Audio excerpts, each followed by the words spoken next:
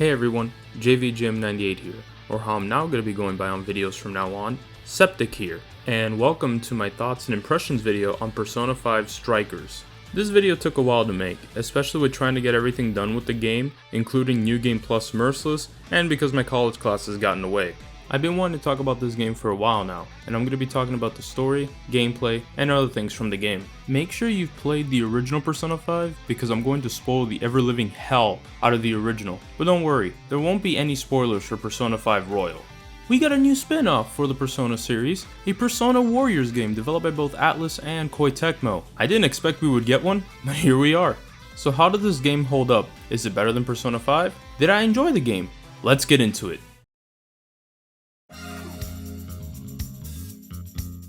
The first thing we're going to talk about is this game's story. Now I will be mentioning Persona 5 Strikers spoilers, so if you want to avoid getting spoiled, skip to this time on the screen now to avoid getting spoiled. I'll give you guys 5 seconds.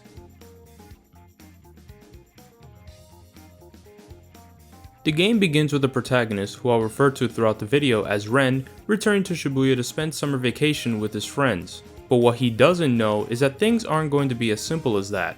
On the other side, Miyako Kaburagi, a commissioner in public security, and the police are having an issue similar to the change of hearts cases, and they suggest it might be connected to the Phantom Thieves. They ask Zenkichi Hasegawa, one of the 2 new characters added into the game, to monitor the Phantom Thieves, but instead he decides to use them to get to the bottom of the situation.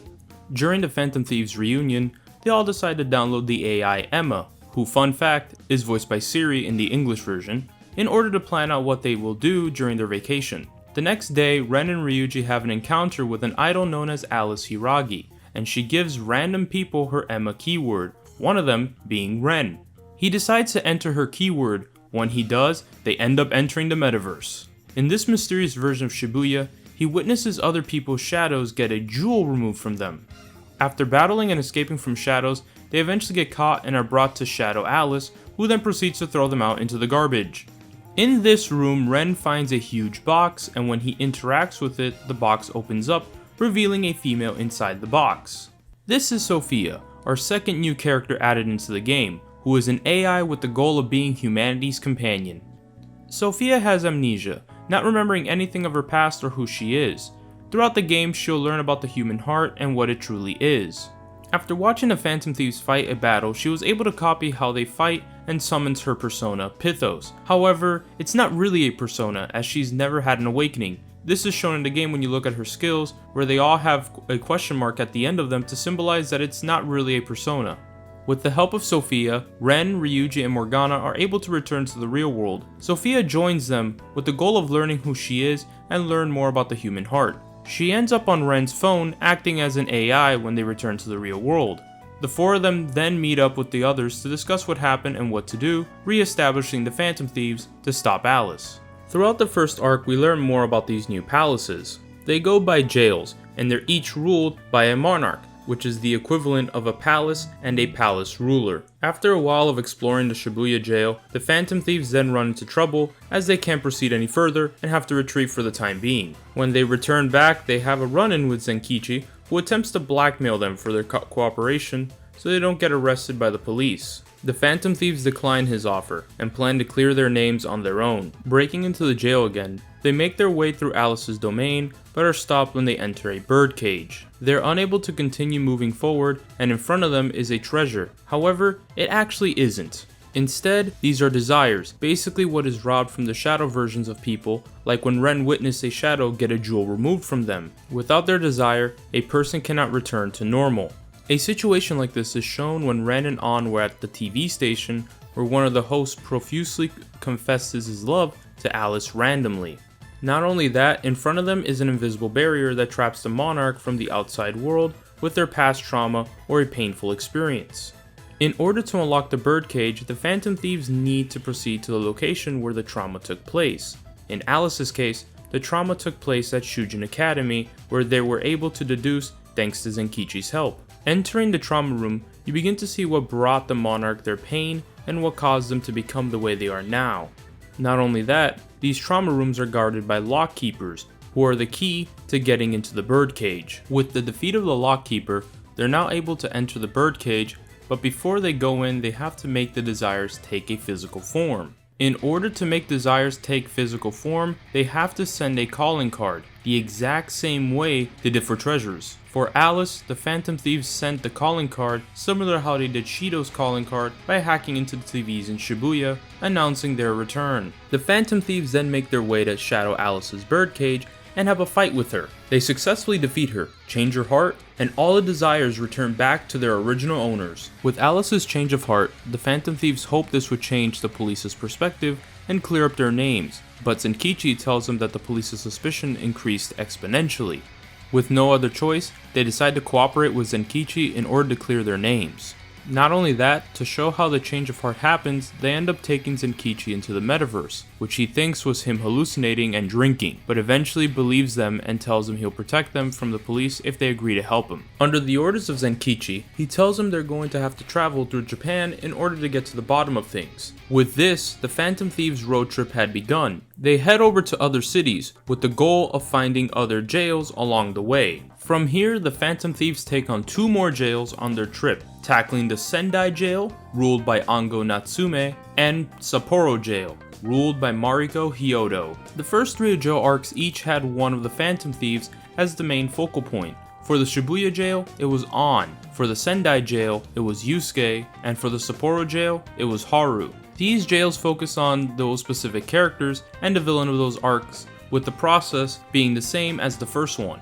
Explore, return to reach the birdcage, visit trauma room, send calling card, fight the boss, and release the desires. There are new story situations that happen during the second and third arcs. During the beginning events of the Sendai Jail arc, the Phantom Thieves run into Kuon Ichinose, a researcher at Toho University and the creator of Emma, who sold the app to Medice. And after completing the Sendai Jail, Akira Konoe, the president of Medice, who may or may not be inspired by Tony Stark. After listening to Konoe's speech at the university, it is revealed that Ichinose overheard the conversation of the Phantom Thieves and learned about their identities. After the speech, they all have a conversation with Ichinose, where they show her Sophia and tell her a bit about what's been going on. After completing the Sapporo Jail arc, we are then given more backstory on Zenkichi.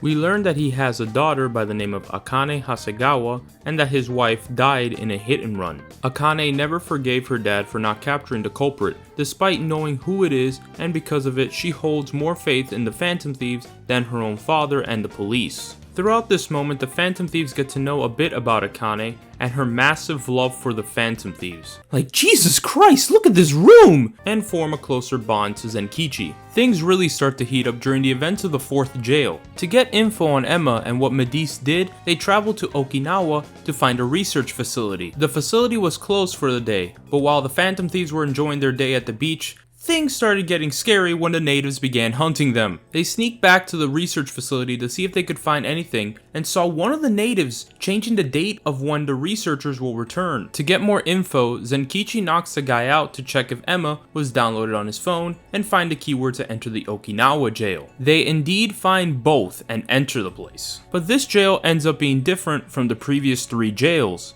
This jail is actually monarchless. Earlier in the game, we learned that a jail will still stand even if the monarch has a change of heart, a stark contrast to how palaces will disappear when the rulers have a change of heart. From exploring the jail, the Phantom Thieves learned that this jail's monarch was Shuzo Ubukata, who took his own life from being driven insane. Not only that, throughout the events of this jail, Sophia hears voices only she can hear until they reach the unlocked birdcage with the desires already in physical form. The reason the birdcage was already unlocked was because of Ubukata's death, and the desires had a physical form because technically a calling card was already sent out by someone claiming they were going to take the desires. This voice that Sophia has been hearing turns out to have the same voice as her, calling her useless, which was the final straw that finally made Ryuji say the word. The F word. So shut the fuck up, idiot! God, I've been waiting for this moment for so long. The voice calls in a lockkeeper to stop the Phantom Thieves, but it fails and the Phantom Thieves win, freeing the desires. After the jail heist, the Phantom Thieves, along with Zenkichi, attempt to find any evidence that can be used to exploit Medice. However, they end up finding out that the body of Ubukata was found on the other side of a cliff, and that Konoe was cooperating with a politician by the name of Jun Owada, who is changing other politicians' hearts so he can be the next prime minister. After leaving Okinawa and the Phantom Thieves split from Zenkichi for a while, he ends up calling them to meet up in their next location, which is a little hideout Zenkichi has. We also learned that Haru is a crazy driver. Haru? I think I'll be just fine. In fact, I have a special technique that'll make your head spin. Is she okay? I'm getting a bad feeling about this. So I've never really told you guys this, but the moment Haru's hands touch the wheel, Get ready to shift into overdrive.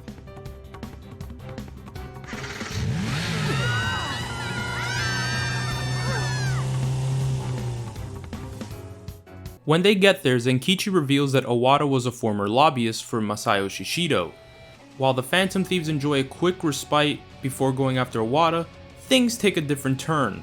Konoe issues an arrest warrant for the Phantom Thieves for the death of Ubukata and for hacking into Emma, both obviously being fabricated. This then leads to Kaburagi, who has been bribed by Owada, which she reluctantly agreed with, and a police force to move in on the hotel that the Phantom Thieves are in to arrest them. They're saved, however, when Zenkichi screams to them to get out and run, which causes Zenkichi to be arrested. On the other side, to bait the Phantom Thieves, Konoe orders Emma to create a jail for someone who is close to the Phantom Thieves in order to lure them in a trap and change their hearts. This person turns out to be Akane. The Phantom Thieves are able to make it out all safe and go to Zenkichi's hideout. They learn that Zenkichi was arrested for assisting them, which prompts Makoto to contact someone to help them get Zenkichi out. While waiting in the hideout, they receive a message saying that Akane had been taken captive and to go to the destination provided to them in order to save her. They make their way to the area and are thrown into the jail without having to enter a keyword. As they continue, they spot Akane roped up to a wall. They run to her, which causes Futaba to trip, but that ends up saving her as the other Phantom Thieves are caught and imprisoned by the Akane that was roped, revealing herself to be Shadow Akane. Futaba then makes it back to the hideout alone, but is then greeted by Zenkichi, who was able to get out thanks to Makoto, who called her older sister, Sai Nijima, to help free him. Futaba and Zenkichi then head to the Kyoto jail in order to free the Phantom Thieves. They get to the trapped Phantom Thieves and run into Shadow Akane. Shadow Akane then drills into Zenkichi about his inability to investigate her mother's death and arrest a culprit, which reveals that Zenkichi stopped looking into his wife's death because of blackmail, which threatened to harm Akane. But this doesn't change Shadow Akane's mind on how she sees her father. She plans to change the hearts of the Phantom Thieves and then change the heart of the culprits. This revelation causes Zenkichi to awaken to his persona Valjean, which gives Futaba enough time and they end up saving the Phantom Thieves. They retreat since Zenkichi was tired from his awakening, and they take time to recharge. Once everyone is set, they go in and save Akane. Before they can save Akane, the Phantom Thieves have to deal with clones of themselves, which they effortlessly defeat. Doing so, Zenkichi and Shadow Akane have a heart-to-heart moment, which causes Akane to have a change of heart. Also, before we move to the next section, this jail was also different. Since Akane had just become a monarch, she never stole anyone's desires, so there was no reason to send a calling card, nor was there any birdcage. With Akane saved, the Phantom Thieves decide that to avenge Zenkichi and to clear their names, their next target will be Akira Konoe, so they head over to Osaka to stop him, knowing that changing his heart will also result in Owada being stopped. While exploring Konoe's trauma room, they learn the horrifying truth about his past. He was physically abused by his father, always being beaten whenever his dad felt like hitting him. Growing up, the only hero Konoe ever knew was Zephyrman. Eventually, this led to Konoe killing his father, lying about it, and leading to his false sense of justice. With the Lockkeeper defeated, the Phantom Thieves then proceed to send a calling card and prepare to fight Shadow Konoe. The battle is surely to challenge the Phantom Thieves, as there's two parts to this battle. Before I continue, I also want to gush a bit because damn I love this fight. Especially after beating Konoe up in his mech and his badass walk ready to fight without his mech. It had Shido vibes minus the nanomachines meme. But anyways, the Phantom Thieves are successfully able to change the heart of Akira Konoe, and with that, avenging Zenkichi. With Konoe's change of heart, he admits to everything he did and tells everyone that he will shut down Emma forever. With the new change of heart pandemic over, Zenkichi and the Phantom Thieves part ways and they head back to Shibuya. But things take a different turn. Emma's servers are suddenly turned on again, and everyone is getting brainwashed. This leads to Zenkichi contacting the Phantom Thieves to let them know about the situation, which leads them to Tokyo Tower, where Emma's servers are located. The Phantom Thieves are then forced into this new jail, known as the Jail in the Abyss, which has a striking similarity to the Deaths of Mementos. As they go further in, they discover a huge room, which was the exact room where Yaldabaoth resided in when he was the Holy Grail. In the middle of this room was Emma, now known as the Ark of the Covenant, who has ascended into a god. Man, if the Persona series has taught me anything, it's that literally anyone can become a god in this series. Emma briefly speaks with the Phantom Thieves before disappearing. As the Phantom Thieves approach the middle of the room, out of nowhere, Kuon Ichinose shows up. The Phantom Thieves wonder why she is there, which she explains how since she was the one who created Emma, she is seen as friendly to her, and when Emma needed assistance, she called over Ichinose. But the big twist is that all of this was orchestrated by her. All of this was planned out, and Ichinose reveals that she created Sophia as the prototype for Emma. Ichinose was someone that everyone called weird, as she showed no emotion. Both her parents died, and she showed no emotion when news broke out that they had passed away. During her university days, she was just seen as a freak with no heart, a heartless doll, if you will. To try to understand the heart, she ended up creating Sophia, but immediately shut it down, and instead developed Emma to understand raw desire.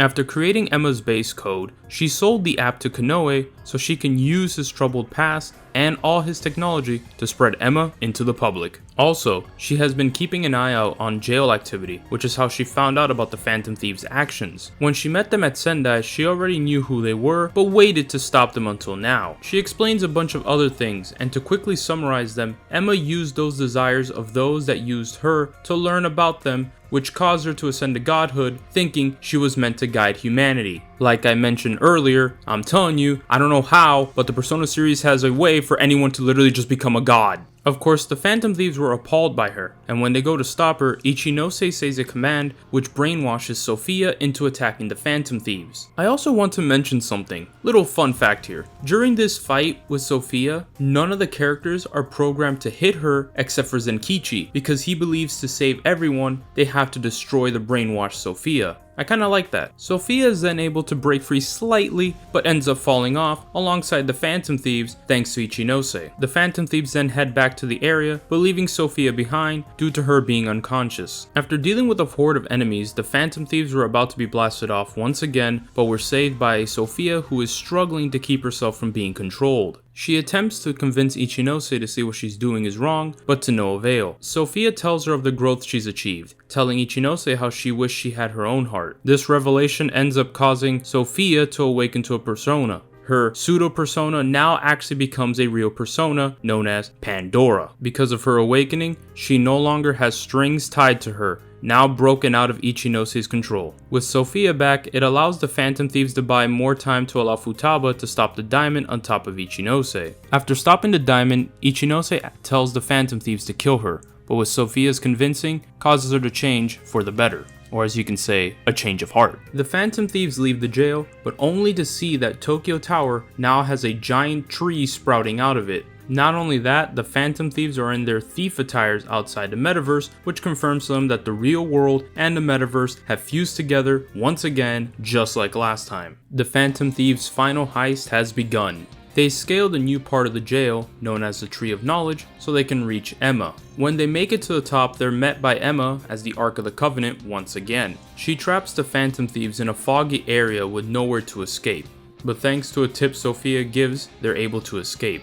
When they return, Emma's nowhere to be seen, and the desires are shown without form. The Phantom Thieves can't send Emma a calling card since she knows how they work. She will be unaffected by it, and that the desires don't have an owner. The Phantom Thieves then decide that in order to get the desires to materialize, they need to send the calling card to those that have been brainwashed by Emma. They hack into the servers, and with help from Ichinose, they're able to send the calling cards. With the desires materialized, the Phantom Thieves make their way back to the top to see Emma as the Ark of the Covenant there. The Ark then begins to salvage all the physical desires and begins her transformation into the false god Demiurge, which is literally just Yaldabaoth. For those that don't know, Yaldabaoth and Demiurge are one and the same, which makes this boss literally Yaldabaoth 2.0 Electric Boogaloo. The Phantom Thieves fight the Demiurge, and after a tough battle, the Demiurge is defeated and Emma's servers are shut down. After the battle, Zenkichi bids the Phantom Thieves farewell,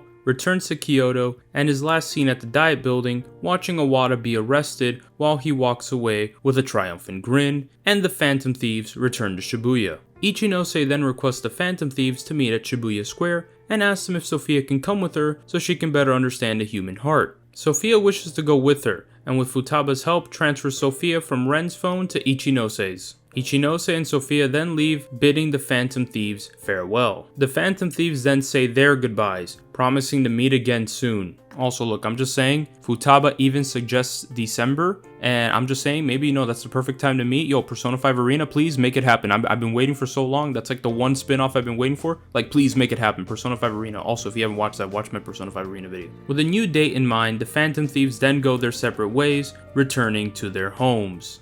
Overall, the story is good. It's nothing crazy, as it's pretty much a very similar structure to how it was in Persona 5, except this all takes place during the summer break. One thing about the villains is that I feel like they were more fleshed out here. They each showed how they became distorted, allowing you to empathize with them, making them feel more developed than the villains of Persona 5. But the main highlight of the story was the focus on the characters. Seeing the Phantom Thieves interacting and all their hangouts is one of the main reasons anyone bought this game, and there are a ton of moments with them. Also, I really love the two new characters, Sophia and Zenkichi. Each of their personalities really shine throughout the game, and you'll grow to love them. If I had to sum them up, Zenkichi starts as this hard ass for the Phantom Thieves, but later is like a dad to the group, while Sophia is this oblivious AI with no knowledge of the human world to later on understand more of the heart. Both of these characters were given a ton of love, and you can feel it through the way they are in the game. If you play this game, you're guaranteed to love them. While I didn't mention this during the story portion, if you wanted more Lavenza screen time, you're gonna get more here. Lavenza is present throughout the entirety of this game, so I hope you enjoy seeing her a lot, especially for those who want to see more of her. Now for the gameplay.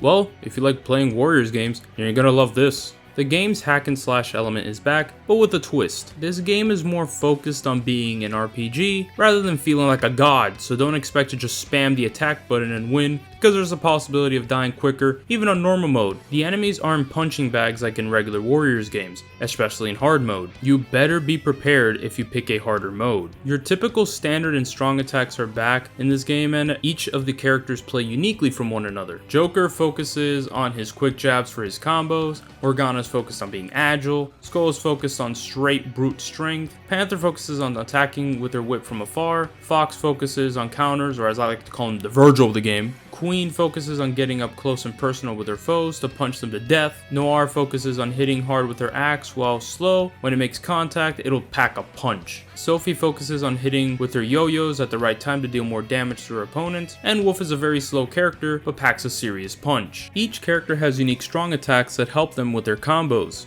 Joker's focuses on using his gun and whatever element his persona is. Mona's focuses on his wind attack and even turns into the Monobus for one of them. Skull's focuses on protecting him from flinching, allowing him to continue hitting enemies without getting interrupted and using electric attacks. Panther's focuses on lighting her whip on fire and other fire attacks. Fox's focuses on quick attacks, where if you rapidly press the strong attack button, allows him to continue the attack, finishing off with ice attacks.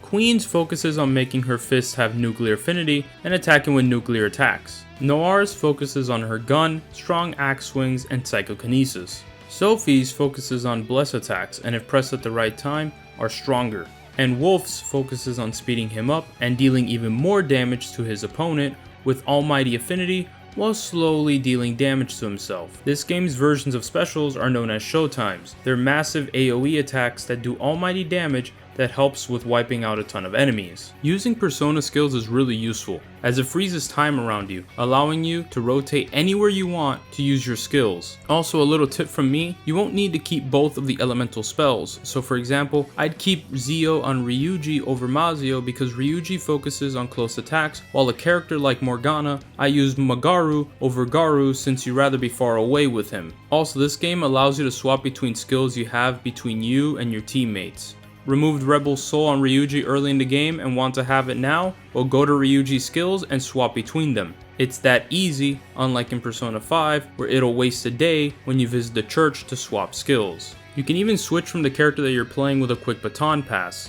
This returns from Persona 5, but instead of increasing your attack, Baton Pass increases the character's showtime gauge for a limited time. You can freely use Baton Pass when you're in and out of battle, so go crazy with using them whenever you want. In this game, characters have master arts that they can get. There are a total of 4 for each character, and they massively help out with your combos. In order to get them, just use the specific character. Eventually you'll get them all on everyone. So how do we get weapons, armor, and accessories in this game if we're traveling with no EY or items to heal without Takemi? Well, that's where Sophia's shop comes to play. Accessing her shop when you're out of the metaverse will allow you to buy new weapons and armor when you need it. However, be prepared to waste money for these. My opinion, don't buy weapons and armors from the store too much, as you'll be able to get a lot of them from chests in jails or from doing requests. Also, buy items that will restore SP or revive you whenever you can, as it'll help you in a lot of situations. Trust me. If you want some strong items to heal your SP and HP, then take advantage of cooking.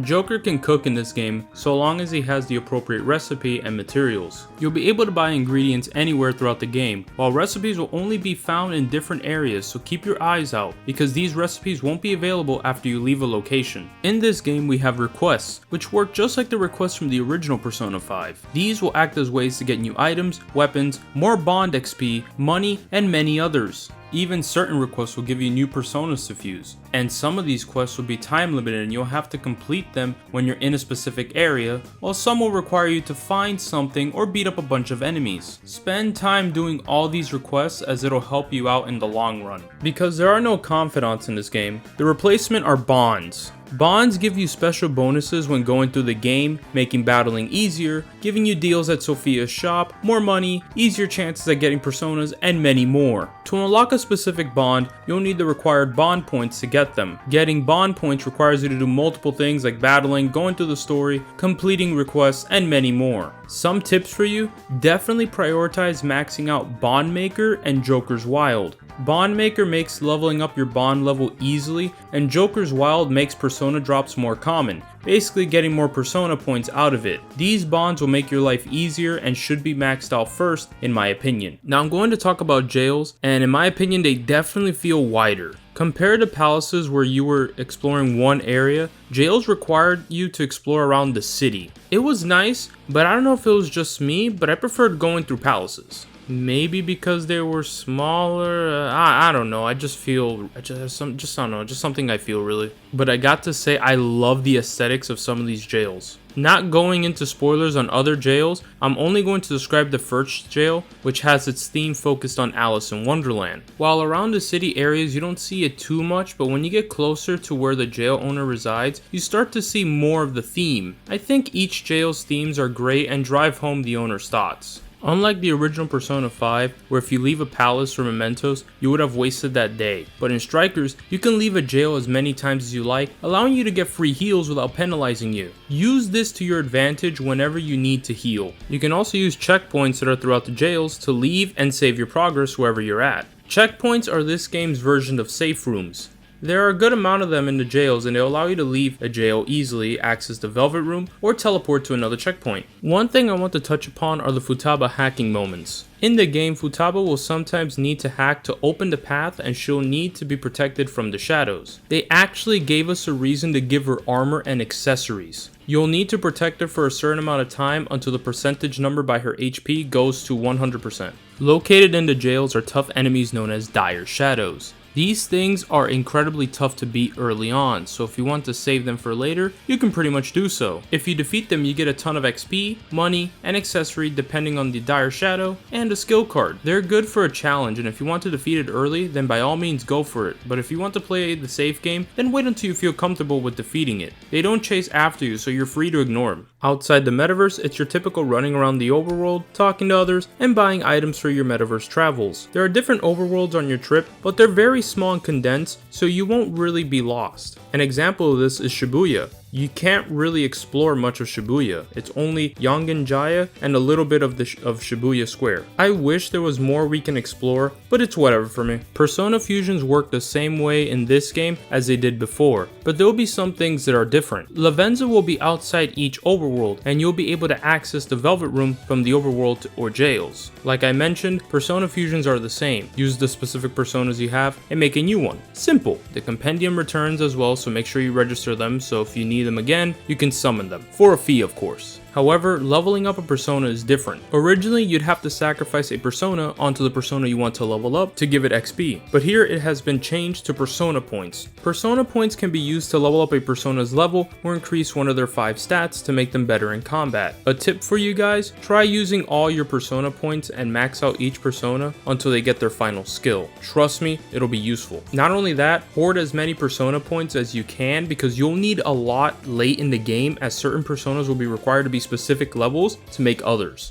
Without going into spoilers, after you beat the game and reload your save data, you'll gain access to the game's post-game content. When you load in, Lavenza will give you new quests to complete, and when you've done all the new and older requests, you get one more request where it'll lead you to an encounter with the Reaper. Once the Reaper has been defeated, report back to Lavenza, and doing so will allow you to reload this save file to start New Game Plus and gives you the new difficulty, Merciless. On New Game Plus, you get to keep your levels, bonds, equipment, skill cards, your personas registered, and others. However, don't be fooled because unlike Persona 5, enemy levels scale and they're going to hit like a truck. I got one-shotted by a Bicorn using Lunge, and my friends ended up getting one-shotted by a Pixie using Zeo. Merciless is no joke, and even with the best equipment, you can still get destroyed. Other than that, there's not much new to Merciless except for those that want a tougher challenge and a new equipment you can get from Dire Shadows and requests. Overall, you won't have a hard time playing through this game. Just be prepared to know that while it plays like a Warriors game, it isn't exactly one, but I had an enjoyable time with the gameplay. This is going to be a quick topic that I'll discuss, and that's the graphics. Yeah, this game doesn't look good. Looking at this reminds me of Fire Emblem 3 Houses, but that's also because Koei Tecmo still uses an outdated engine for their Warriors games, and use this same engine for both those games. But while the graphics aren't that good, the art direction for this game is great. The character designs look great, and I love the way they looked. They did a great job with the way the new characters look, especially Zenkichi and Zofia. I do have a complaint, and it's related to the sound of the game. I don't know if it was just me, but I felt like the music drowned out some of the dialogue. There wasn't any proper mixing. When the characters speak, it should be like how it is in the original Persona 5, where the music lowers a bit so you can understand what they're saying. The voice acting is phenomenal, and the cast from the original Persona 5 is back once again kicking ass. And as for our new voice actors for the 2 new main characters, Megan Harvey as Sophia and Tom Taylorson as Zenkichi, they knocked it out of the park and did a phenomenal job. As for the music, come on, it's Persona. The music is fire. Songs like You Are Stronger,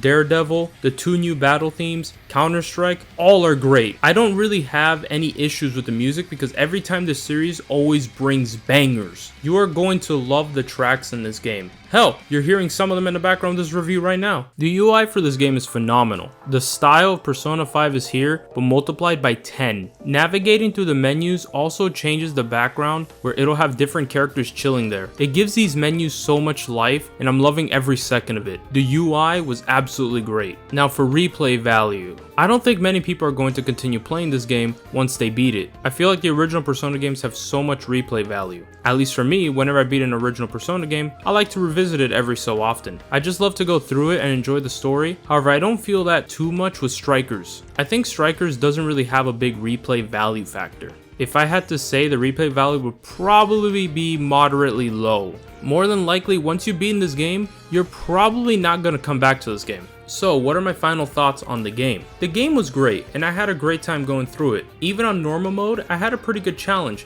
but if you feel like you want to crank it up, I'd say go straight for hard mode. Story was good, the gameplay mechanics were great, and the art direction, voice acting, music, and UI was phenomenal. But the graphics and sound mixing aren't that good. If I have to give this game a rating, I'd give it an 8 out of 10. A great game that I recommend to those who have played Persona 5. If you're a Persona fan, you probably bought it already at full price. But if you like Persona 5 but don't know if you want to buy this game at full price, then I definitely recommend waiting for a sale. I'm looking forward to future Persona games having a Warriors spin-off title. And with that wraps things up. Thank you for watching my thoughts and impressions video on Persona 5 Strikers. If you liked what you saw, please leave a like and share it around with others. Subscribe to my channel if you want more Persona and other games, and follow me on Twitter. The links will be in the description. Also, let me know in the comment section what your thoughts are on Persona 5 Strikers. With that, have a great day or night whenever you're watching this, and take care.